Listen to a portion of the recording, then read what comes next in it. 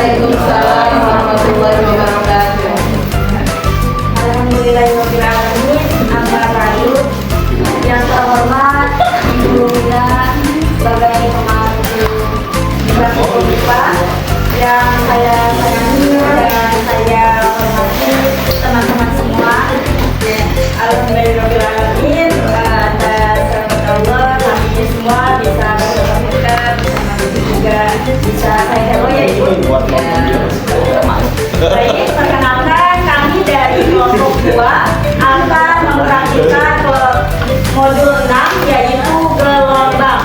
Sebelum mempraktikkan, saya akan memperkenalkan terlebih dahulu.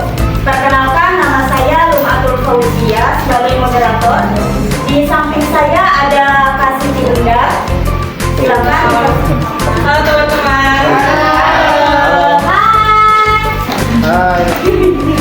Yang kedua ada Karisi Alwi. Halo semuanya. Yang ketiga ada Pak Ade Syaiful Bari. Dan terakhir ada Kak Bisa Maulidia Hasanah. Baik, untuk mulai acara ini kita baca dengan bacaan basmalah. Bismillahirrahmanirrahim. Semoga acara praktikum demi praktikum berjalan dengan lancar. Sekarang kita akan memulai ke kegiatan praktikum 1, yaitu percobaan jenis-jenis gelombang. Nah, adapun percobaan jenis-jenis gelombang akan kita praktikkan dengan teman-teman saya. Yuk, let's go.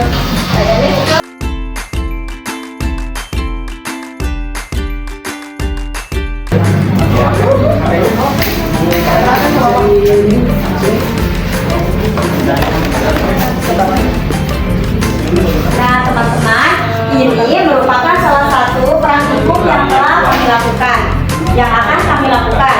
Kami melakukan praktikum jenis-jenis gelombang menggunakan selimpi. Nah teman-teman, ini selimpi.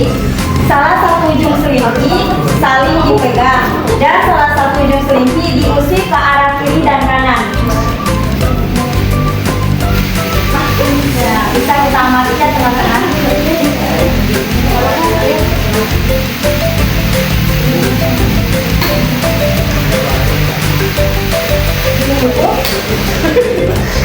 Nah, jadi hasil yang telah kami amati, gelombang yang terjadi tadi pada selimpi merupakan contoh gelombang transversal, yang mana arah getah tegak lurus terhadap arah sambarnya sehingga membentuk gelombang sinus. Nah, seperti itu ya teman-teman. Selanjutnya, lakukan kembali percobaan dengan cara ikatkan karet gelang di tengah-tengah selimpi.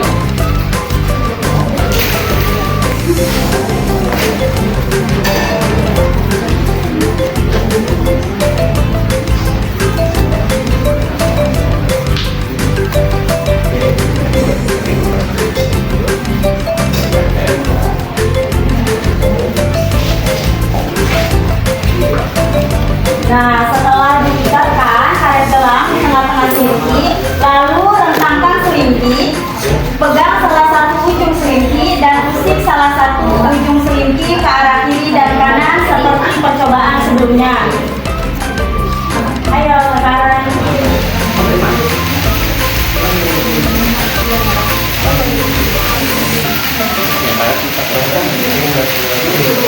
Nah, bisa dilihat ya teman-teman hasil pengamatan di karet tersebut.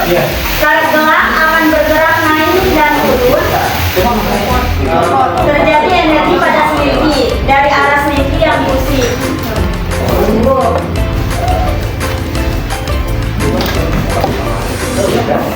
Nah, selanjutnya kita ganti menggunakan kabel.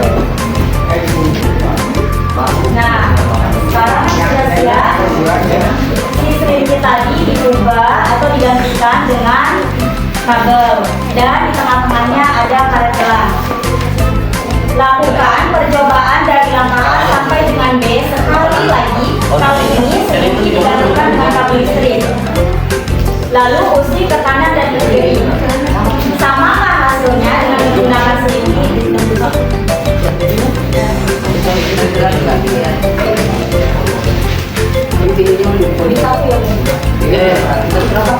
Nah, jadi hasil pengamatan di sini kabel listrik gerakannya lebih kaku sehingga tidak membentuk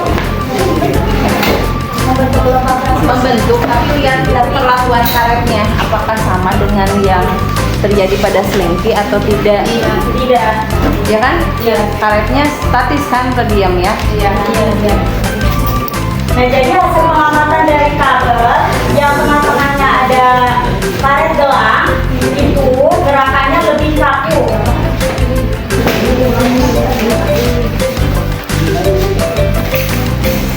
Selanjutnya, lakukan percobaan rentangkan selingki di atas lantai yang licin, pegang salah satu ujung selingki dan usik salah satu ujung selingki dengan gerakan ke depan dan ke belakang.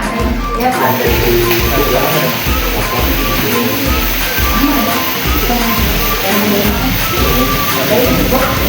Nah, dari hasil pengamatan di sini merupakan contoh gelombang longitudinal yang mana arah getarnya searah dengan arah rabarnya. Nah, jadi teman-teman, untuk kesimpulannya dapat disimpulkan bahwa perbedaan gelombang transversal dan gelombang longitudinal adalah gelombang transversal yaitu arah getarnya tegak lurus terhadap arah rabarnya. Sedangkan gelombang longitudinal yaitu arah getarannya searah dengan arah rabarnya.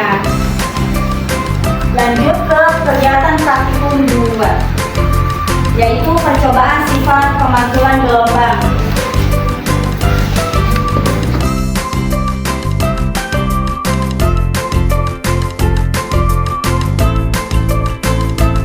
Lakukan percobaan sifat pemantulan gelombang dengan menggunakan bejana. Masukkan kerikil ke dalam bejana. Jatuhkan kerikil dari atas bejana. Kemudian amati gelombang yang terjadi di permukaan air. 1, 2, 3. Nah, terjadi ya teman-teman. Nah, jadi dari hasil pengamatan tersebut, gelombang yang dihasilkan pada permukaan dan sisi bejana adalah gelombang yang arah geraknya partikel membentuk lingkaran, dan gelombang tersebut dapat dikatakan sebagai gelombang transversal. Selingki di atas lantai, pegang salah satu ujung selingki, lalu usik salah satu ujung selingki hingga membentuk setengah panjang gelombang.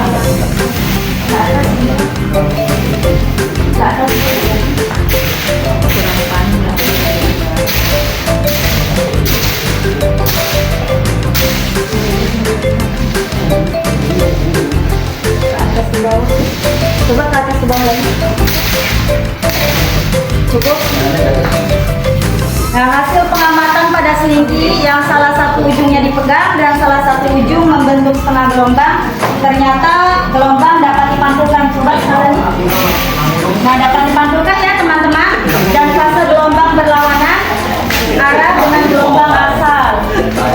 Agak tinggi bisa nggak Pak Dia? Dia nggak bisa, dia kurang panjang.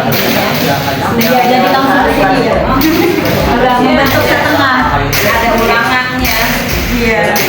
Selingki dipegang oleh teman dan selingki diikat dengan menggunakan benang sejauh 1,5 meter.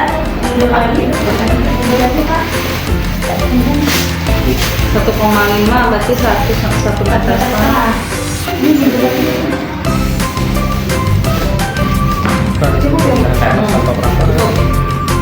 Pada percobaan ini, selingki disebut sebagai selingki ujung bebas.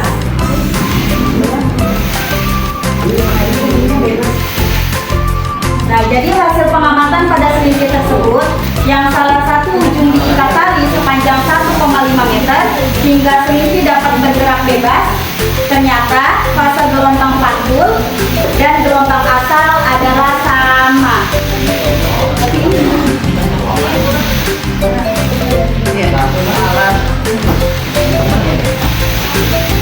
Karena ini selingkuhnya terlalu pendek. Nah, jadi kesimpulan pada kegiatan praktek gelombang ini, yang pertama, gelombang yang terjadi di air dapat dipantulkan kembali. Yang kedua, ujung selingki yang terikat kuat, gelombang datang dan gelombang pantulannya fase gelombang berlawanan arah. Yang Kemudian yang ketiga, ujung selingki yang terikat bebas, gelombang datang sama dengan gelombang pantulannya.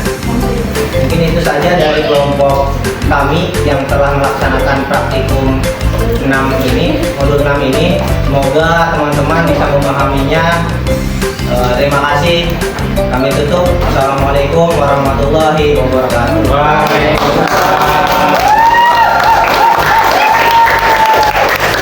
Mantap.